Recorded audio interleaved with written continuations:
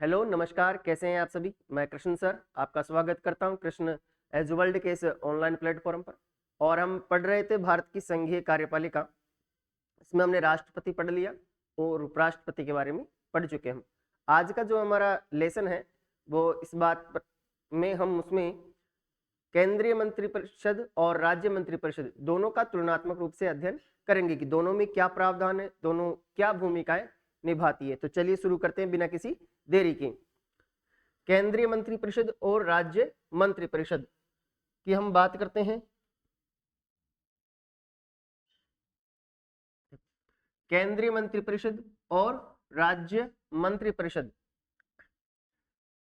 Portfolio प्रणाली यानी मंत्रियों के बीच में विभागों का बंटवारा करना। इस प्रणाली विभाग आवंटन प्रणाली की शुरुआत लॉर्ड कैनिंग करते हैं भारत में। कौन करते हैं? Lord Canning. कब करते हैं? भारतीय परिषद अधिनियम 1961 में। भारत में पोर्टफोलियो प्रणाली की शुरुआत लॉर्ड कैनिंग भारतीय परिषद अधिनियम 1861 में करते हैं।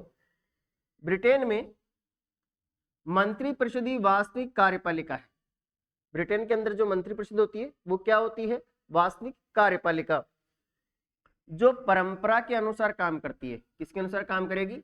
परंपरा के अनुसार काम करेगी, क्योंकि ब्रिटेन का जो संविधान है वो परंपराओं पर ही कार्य करता है।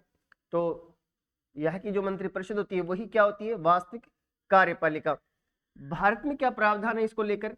मंत्रिपरिषद प्रणाली भारत के संविधान में संहिताबद्ध और उल्लिखित है।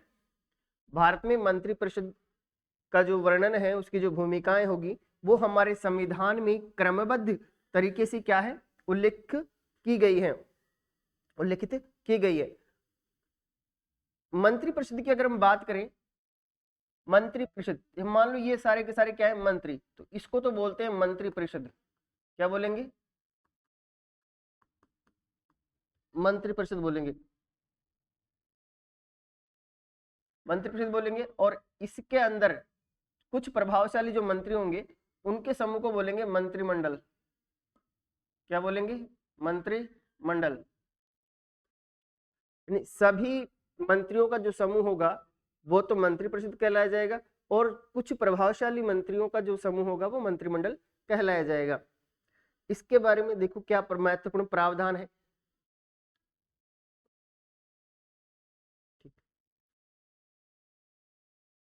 अगर हम बात करें, देखो हम तुलनात्मक रूप से पढ़ रहे हैं केंद्रीय मंत्रिपरिषद को और राज्य मंत्रिपरिषद को। किस किस को? केंद्रीय मंत्रिपरिषद और राज्य मंत्रिपरिषद, दोनों को हम तुलनात्मक रूप से पढ़ रहे हैं।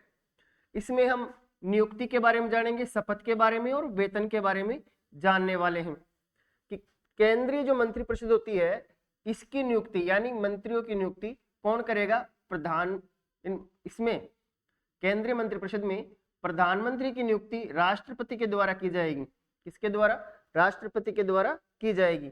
अनुच्छेद 75 ये कहता है, भारतीय संविधान का अनुच्छेद 75 ये कहता है कि भारत के प्रधानमंत्री की नियुक्ति किसके द्वारा की जाएगी? राष्ट्रपति के द्वारा। किसके द्वारा? राष्ट्रपति के द्वारा। फिर अन्य जो मंत्री होंगे मंत्रिपरिषद के, वो प्रधानमंत्री की सलाह पर राष्ट्रपति द्वारा नियुक्त किए जाएंगे। किसके द्वारा? प्रधानमंत्री सलाह देगा और राष्ट्रपति उन्हें नियुक्त करेगा। अगर केंद्रीय मंत्रिपरिषद के मंत्रियों की बात करें हम, तो उनको शपथ राष्ट्रपति द्वारा ग्रहण करवाई जाती है। कौन ग्रहण करवाता है उनको? राष्ट्रपति ग्रहण करवाता है। वेतन संसद द्वारा निर्धारित किया जाता है। यानी केंद्रीय मंत्रिपरिषद में का जो प्रधान होता है वो तो प्रधानमंत्री होता है। प्रधानमंत्री की नियुक्ति राष्ट्रपति करेगा और अन्य मंत्रियों की नियुक्ति भी राष्ट्रपति ही करता है, लेकिन प्रधानमंत्री की सलाह पर। इनको शपथ राष्ट्रपति दिलवाता है और वेतन संसद निर्धारित करती है। इसी के तुलनात्मक अध्ययन करें हम राज्य मंत्रिपरिषद का, तो राज्य मंत्रिपरिषद में मंत्रियों का जो प्रधान होता है वो कौन होगा? मुख्यमंत्री। कौन होगा? मुख्यमंत्री। और मुख्यमंत्री की जो नियुक्ति होगी वो राज्यपाल द्वारा की जाती है। किसके द्वारा की जाती है? राज्यपाल के द्वारा। ये अनुच्छेद 164 में वर्णित है। किसमें वर्णित है? अनुच्छेद 164 में। अन्य जो मंत्री होते हैं वो मुख्यमंत्री की सलाह पर राज्यपाल द्वारा नियुक्त किए जाते हैं। तुलनात्मक रूप से पढ़े, केंद्रीय मंत्रिपरिषद और राज्य मंत्रिपरिषद में हम बात कर रहे हैं। केंद्रीय मंत्रिपरिषद में जो प्रधान होता है यानी मुखिया होता है वो प्रधानमंत्री होगा, राष्ट्रपति द्वारा चुना जाएगा। राज्य मंत्रिपरिषद में जो मुखिया होता है वो मुख्यमंत्री होता है, राज्यपाल द्वारा चुना जाता है। अन्य मंत्री केंद्रीय मंत्रिपरिषद में प्रधानमंत्री की सलाह पर राष्ट्रपति द्वारा नियुक्त किए जाएंगे, और राज्य मंत्रिपरिषद में जो अन्य मंत्री होंगे वो मुख्यमंत्री की सलाह पर राज्यपाल द्वारा नियुक्त किए जाते हैं। केंद्रीय मंत्रिपरिषद में शपथ राष्ट्रपति द्वारा दिलाई जाती है, और राज्य मंत्रिपरिषद में इन मंत्रियों को शपथ कौन दिलवाएगा? राज्यपाल। कौन दिलाता है? राज्यपाल द्वारा ग्रहण कराई जाती है। केंद्रीय मंत्रिपरिषद के मंत्रियों का वेतन संसद द्वारा निर्धारित किया जाता है, और राज्य मंत्रिपरिषद के मंत्रियों का वेतन राज्य विधानमंडल निर्धारित करता है। कौन निर्धारित करेगा? राज्य विधानमंडल निर्धारित करता है। आगे देखिए संवैधानिक प्रावधान क्या है। देखो हमारे संविधान का अनुच्छेद 74 कहता है कि राष्ट्रपति को सहायता और सलाह देने के लिए, क्या देने के लिए? राष्ट्रपति को सलाह और सहायता देने के लिए एक मंत्रिपरिषद होगी। क्या होगी? मंत्रिपरिषद होगी, जिसका प्रधान प्रधानमंत्री होगा। कौन होगा? प्रधान प्रधानमंत्री होगा। किसका? मंत्रिपरिषद का प्रधान कौन होगा? प्रधानमंत्री होगा। और राष्ट्रपति मंत्रिपरिषद के परामर्श के अनुसार, किसके अनुसार? मंत्रिपरिषद के परामर्श के अनुसार कार्य करेगा। राष्ट्रपति मंत्रिपरिषद से ऐसी सलाह पर साधारणतया या अन्यथा पुनर्विचार करने की अपेक्षा कर सकता है, अथवा तथा राष्ट्रपति ऐसे पुनर्विचार के पश्चात दी गई सलाह के अनुसार कार्य करेगा। कहने का मतलब ये हुआ कि अगर मंत्रिपरिषद भारत के राष्ट्रपति को कोई सलाह देती है तो राष्ट्रपति उस सलाह को उन्हें पुनर्विचार के लिए वापस भेज सकता है। लेकिन पुनर्विचार के बाद में अगर वो सलाह वापस राष्ट्रपति के पास आती है तो राष्ट्रपति उसको स्वीकार करना होगा राष्ट्रपति को। अनुच्छेद 163 कहता है राज्यपाल से यह अपेक्षित है कि वह अपने कर्तव्यों उनमें से किसी को अपने विवेकानुसार करें। कह रहा है कि राज्यपाल से ये उम्मीद की जाती है कि वह अपने कार्यों का निर्वहन अपने विवेक के अनुसार करेगा। उन बातों को छोड़कर राज्यपाल को अपने कर्तव्यों का प्रयोग करने में सहायता और सलाह देने के लिए एक मंत्रिपरिषद होगी, जिसका प्रधान मुख्यमंत्री होगा। अनुच्छेद 163 कहता है कि राष्ट्रपति अपने कर्तव्यों का निर्वहन अपने विवेक के अनुसार करेगा। इसके अलावा अन्य जो कर्तव्य होंगे उसके, उन कर्तव्यों का निर्वहन करने के लिए उसको सलाह और सहायता देने के लिए एक राज्य मंत्रिपरिषद होगी, ठीक है, जिसकी सलाह से वो कार्य करेगा। ये अनुच्छेद 163 कहता है। और मंत्रिपरिषद का जो मुखिया होगा वो कौन होगा? मुख्यमंत्री। ठीक।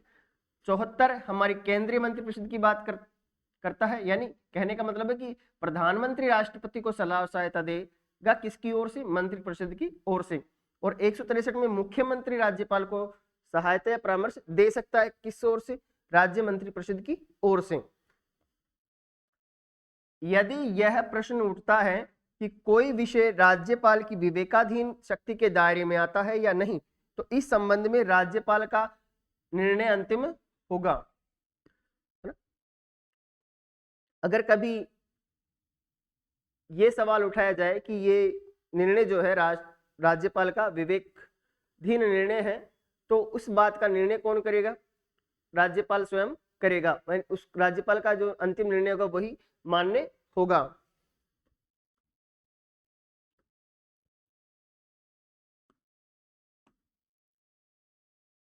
केंद्रीय मंत्रिपरिषद राज्य मंत्रिपरिषद द्वारा दी गई सलाह की जांच किसी भी न्यायालय द्वारा नहीं की जा सकती है। यानी केंद्रीय मंत्रिपरिषद ने भारत के प्रधानमंत्री को कोई सलाह दी है या परामर्श दिया है तो उसकी न्यायालय में जांच नहीं की जा सकती। ऐसे ही राज्यों में होगा, जब राज्य परिषद राज्यपाल को कोई सलाह या परामर्श दे तो उसकी न्यायालय द्वारा जांच नहीं की जा सकती है। लोकसभा राज्य विधानसभा के विघटन के बाद भी केंद्रीय मंत्रिपरिषद और राज्य मंत्रिपरिषद बनी रहती है।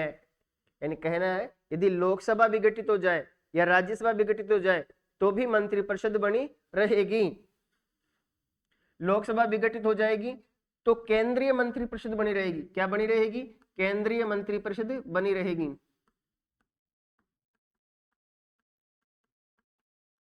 परिषद बनी रहेगी। और राज्यसभा विघटित हो जाए तो क्या बनी रहेगी?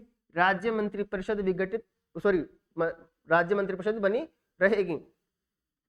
जहां भी संविधान में राष्ट्रपति राज्यपाल की संतुष्टि की आवश्यकता होती है, कह रहा है कि जहां पर भी संविधान में क्या हो, राष्ट्रपति या राज्यपाल की संतुष्टि की आवश्यकता होती है, यानी राज्यपाल और राष्ट्रपति सहमत है या नहीं है, तो वहां पर उस स्थिति में राष्ट्रपति या राज्यपाल की व्यक्तिगत संतुष्टि न होकर किसकी संतुष्टि होगी? केंद्रीय मंत्रिपरिषद और राज्य मंत्रिपरिषद की संतुष्टि होगी। यह निर्णय दिया गया किसने? उच्चतम न्यायालय ने। कब दिया था? 1974 में। कब दिया? 1974 में, है ना। यानी कहने का मतलब है कि राष्ट्रपति और राज्यपाल व्यक्तिगत रूप से किसी कार्य के लिए उत्तरदायी नहीं होंगे। क्यों नहीं होंगे? क्योंकि ये दोनों ही अपनी अपनी मंत्रिपरिषद के परामर्श पर ही क्या कर रहे हैं? कार्य कर रहे हैं। तो इसीलिए जो राज्यपाल और राष्ट्रपति की संतुष्टि होगी वो क्या नहीं होगी? व्यक्तिगत नहीं होगी। ये ध्यान रखिएगा ना। अनुच्छेद 75 और 164 क्या क्या बताते हैं? इसमें मंत्रियों की नियुक्ति होती है। यानी अनुच्छेद 75 तो कहता है कि जो केंद्रीय मंत्रिपरिषद है ना, उसमें किसकी होगी? मंत्रियों की नियुक्ति। और 164 कहता है जो राज्य विधानमंडल है या राज्य मंत्रिपरिषद है, उसमें किसकी नियुक्त मंत्री, जो नियुक्त मंत्री होंगे वो क्या होंगे? प्रधानमंत्री और मुख्यमंत्री की सलाह पर राष्ट्रपति और राज्यपाल द्वारा और राष्ट्रपति और राज्यपाल के प्रसाद पर्यंत पद धारण करते हैं। यानी केंद्रीय जो मंत्रिपरिषद होगी उसमें मंत्रियों की नियुक्ति राष्ट्रपति करता है लेकिन प्रधानमंत्री की सलाह पर। वैसे ही जो राज्य मंत्रिपरिषद होगी उसमें भी मंत्रियों की नियुक्ति राज्यपाल करेगा लेकिन किसकी सलाह पर? मुख्यमंत्री की सलाह पर। तो कहने का मतलब हुआ जब राष्ट्रपति और राज्यपाल दोनों चाहेंगे तब तक ही वो कोई व्यक्ति मंत्री पद पर बने रह सकता है, यानी उनकी इच्छा पर्यंत पद पर बने रह सकते हैं। अगर हम बात करें हमारी संसद में यानी केंद्रीय मंत्रिपरिषद में, तो वहां पर राष्ट्रपति जब चाहे किसी भी को भी हटा सकता है। और वैसे ही राज्य मंत्रिपरिषद की बात करें तो वहां पर राज्यपाल किसी भी मंत्री को उसके पद से हटा सकता है। 91वां संविधान संशोधन अधिनियम 2003 कौन सा? 91वां संविधान संशोधन अधिनियम 2003। ये मंत्रिपरिषद के आकार और विस्तार को लेकर चर्चा करता है। क्या कहता है ये कहता है कि आपकी जो मंत्रिपरिषद होगी ना, क्या होगी? मंत्री परिषद। ये मंत्री परिषद कुल सदस्य संख्या, कुल सदस्य संख्या का 15% से अधिक नहीं होगी। किससे नहीं होगी? 15% से अधिक नहीं होगी, ना राज्यों में और ना ही केंद्र के अंदर। और कह रहे हैं कि 12 से कम मंत्री भी नहीं होंगे, 12 से कम मंत्री भी नहीं होंगे। दो चीजें ध्यान रखो, मंत्रिपरिषद की कुल सदस्य संख्या सदन की कुल सदस्य संख्या का 15% से अधिक नहीं होगी और 12 से कम मंत्री नहीं होंगे। ये कौन कहता है? 91वां संविधान संशोधन अधिनियम 2003 कहता है। क्या कहता है?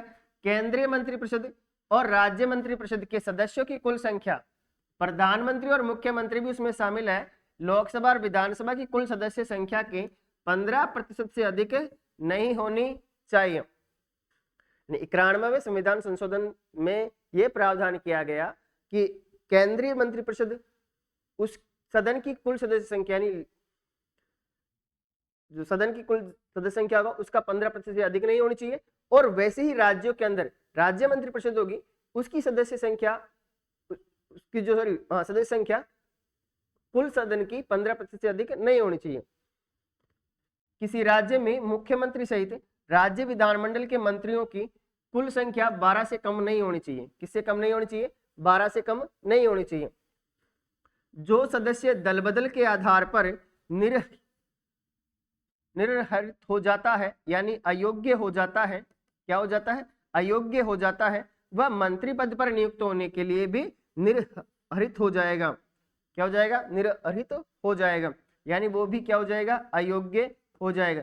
यानी यदि किसी सदन के किसी भी सदस्य को दल बदल के आधार पर अयोग्य ठहरा दिया गया है तो वो सदस्य मंत्री पद के लिए भी अयोग्य हो जाता है। यह सब प्रावधान भी किसमें किया गया? 91वें संविधान संशोधन अधिनियम 2003 में। संविधान में मंत्रिपरिषद के आकार और वर्गीकरण का स्पष्ट उल्लेख नहीं किया गया। किसमें? संविधान में मंत्रिपरिषद का आकार और वर्गीकरण क्या होगा उसका स्पष्ट उल्लेख नहीं किया गया। ये समय और स्थिति की आवश्यकताओं के अनुसार प्रधानमंत्री और मुख्यमंत्री द्वारा निर्धारित किया जाता है। यानी मंत्रिपरिषद का आकार क्या होगा और उसको किस प्रकार से बांटा जाएगा, इसका उल्लेख हमारे संविधान में नहीं है। ये समय और स्थिति के आधार पर मुख्यमंत्री या प्रधानमंत्री तय करेंगे।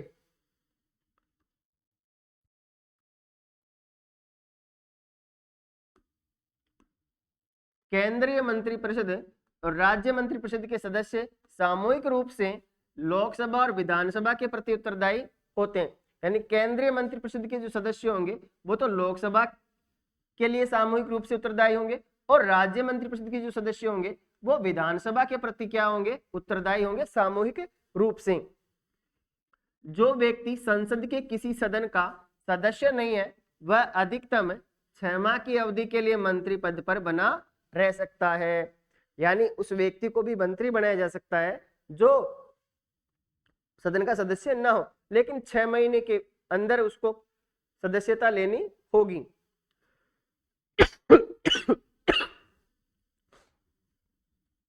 अनुच्छेद 88 क्या कहता है? प्रत्येक मंत्री को दोनों सदनों की कार्यवाही में बोलने और भाग लेने का अधिकार है। कह रहा है कि कोई भी जो मंत्री होगा उसे दोनों सदनों की कार्यवाही में भाग लेने का अधिकार है, लेकिन वह केवल उसी सदन में मतदान कर सकता है जिसका वह सदस्य है। ये प्रावधान किसको लेकर है? केंद्रीय मंत्रिपरिषद को लेकर। किसको लेकर है? केंद्रीय मंत्रिपरिषद को लेकर। किसको लेकर है? केंद्रीय मंत्रिपरिषद को लेकर है कि चाहे सदस्य लोकसभा का हो चाहे राज्यसभा का हो, वह दोनों सदनों की कार्यवाही में भाग ले सकता है और वहां पर बोल भी सकता है। लेकिन जब बात मतदान की आएगी तो मतदान उसी सदन में करेगा जिसका वह सदस्य है। ऐसा ही प्रावधान राज्य मंत्रिपरिषद के लिए है। किसके लिए है? राज्य मंत्रिपरिषद के लिए। राज्य मंत्रिपरिषद के लिए क्या प्रावधान है? एक मंत्री को संसद या राज्य विधानमंडल के एक सदन का सदस्य है उसे दूसरे सदन की कार्यवाही में बोलने और भाग लेने का अधिकार है, लेकिन वह केवल उसी दिन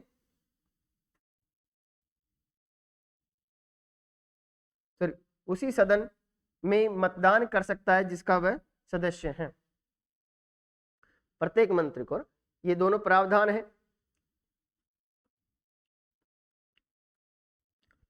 मंत्रियों के उत्तरदायित्व की हम बात करें तो इन बात का वर्णन अनुच्छेद 75 में और 164 में है। यानी केंद्रीय मंत्रियों के उत्तरदायित्व का उल्लेख अनुच्छेद 75 में है और राज्य मंत्रिपरिषद के मंत्रियों का उल्लेख किसमें है? अनुच्छेद 164 के अंदर।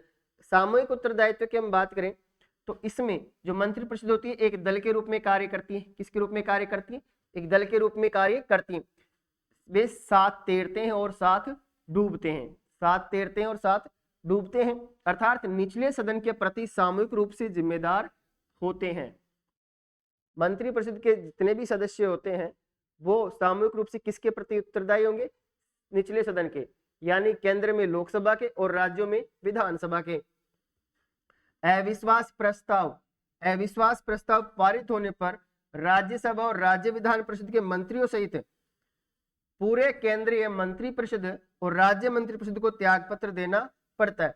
यानी जब किसी सरकार के खिलाफ अविश्वास प्रस्ताव पारित हो जाता है तो उस सरकार में यानी मंत्रिपरिषद में शामिल राज्यसभा और विधान परिषदों के सदस्यों को भी क्या करना पड़ेगा? त्याग पत्र देना पड़ेगा। कैबिनेट के निर्णय सभी कैबिनेट मंत्रियों और अन्य मंत्रियों पर बाध्यकारी होते हैं। ऐसा न करने पर त्याग पत्र देना पड़ता है। यानी कैबिनेट जो भी निर्णय लेती है वो कैबिनेट में शामिल मंत्रियों को तो मान्य होंगे, इसके अलावा कैबिनेट में जो मंत्री शामिल नहीं है वो उनके लिए भी वो बाध्यकारी होते हैं और नहीं मानते हैं तो उनको त्याग पत्र देना पड़ता है। व्यक्तिगत उत्तरदायित्व की हम बात करें,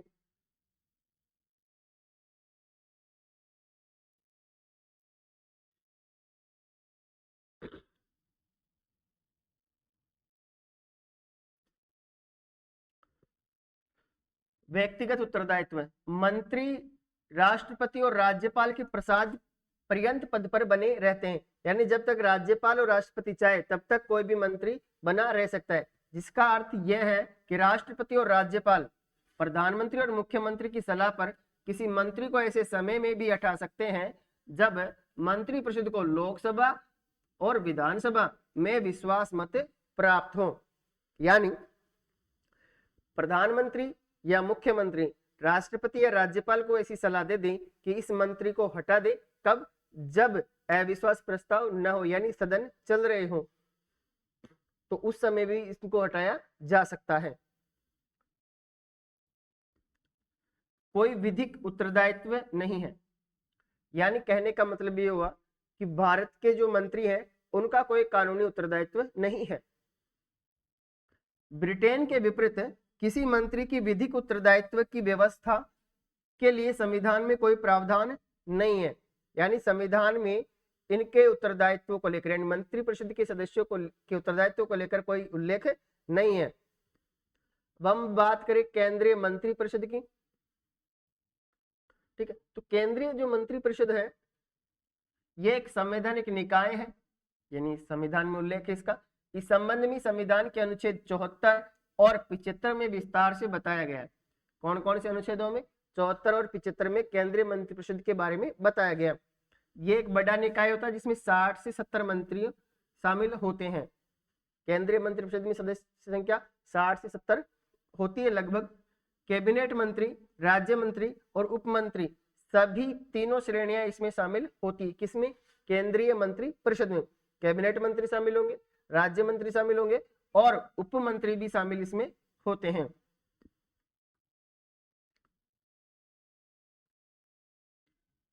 सरकारी कार्य के लिए, किसके लिए? सरकारी कार्य के लिए एक निकाय के रूप में बैठक नहीं करती है, यानी केंद्रीय मंत्रिपरिषद कभी भी सरकारी कार्यों के लिए क्या नहीं करेगी? कोई बैठक नहीं करेगी। कैबिनेट द्वारा लिए गए निर्णयों को कार्यान्वित करती है। कैबिनेट द्वारा लिए गए निर्णयों को क्या करती है? ये कार्यान्वित करती है। कौन? केंद्रीय मंत्रिपरिषद।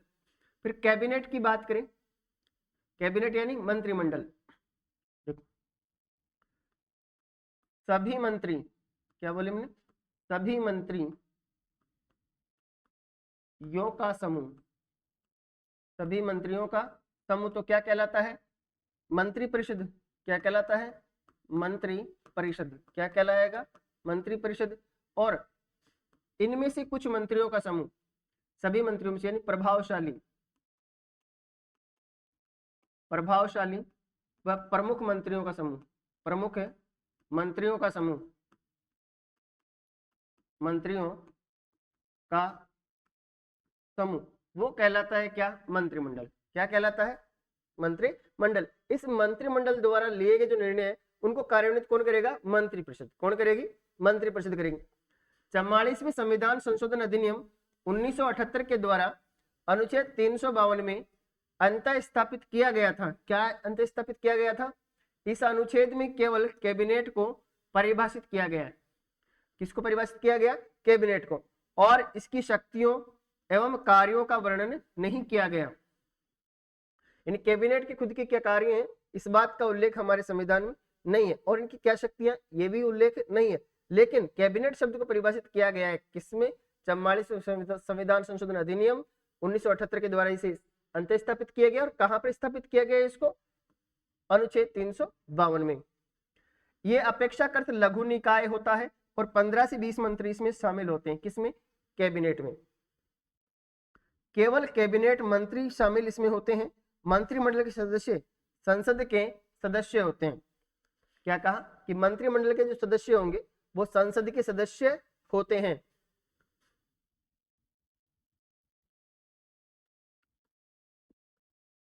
एक निकाय के रूप में बैठक करते हैं। किसके रूप में बैठक करेंगे? एक निकाय के रूप में बैठक करते हैं और सरकारी कार्यों से संबंधित निर्णय लेते हैं। किससे संबंधित निर्णय लेंगे? सरकारी कार्यों से संबंधित निर्णय कौन लेते हैं? मंत्रिमंडल लेता है। कौन लेता है? मंत्रिमंडल। मंत्रिपरिषद नहीं लेता।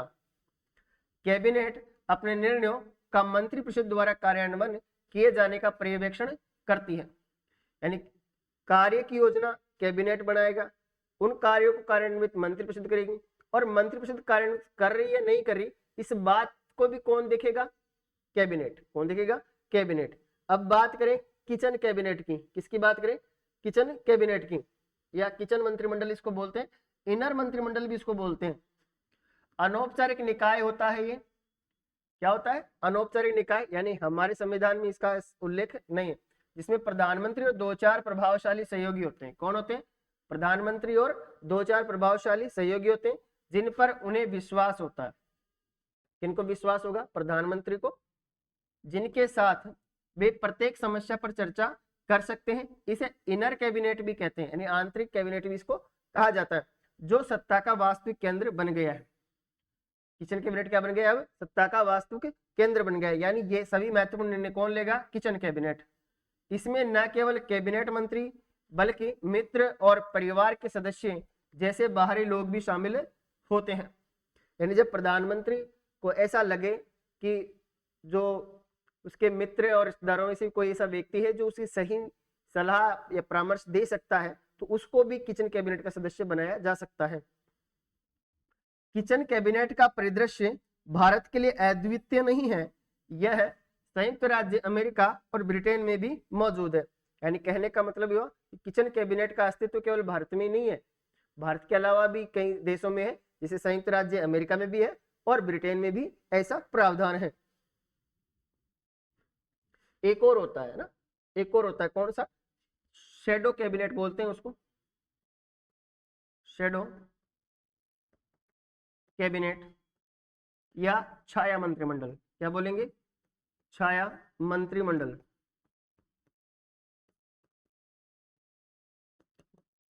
शैडो कैबिनेट या छाया मंत्रिमंडल, यानी जब विपक्ष भी एक सत्ता पक्ष की तरह सरकार बनाती है, सरकार कैसे मंत्रिपरिषद बनाती है, तो विपक्ष भी बना लेता है, उसी को क्या बोलते हैं? शैडो कैबिनेट या छाया मंत्रिमंडल बोलते हैं। ठीक है, इसी के साथ आज की हमारी क्लास समाप्त हुई। पसंद आए तो लाइक करें, चैनल को सब्सक्राइब करें और दोस्तों के पास शेयर करें। धन्यवाद।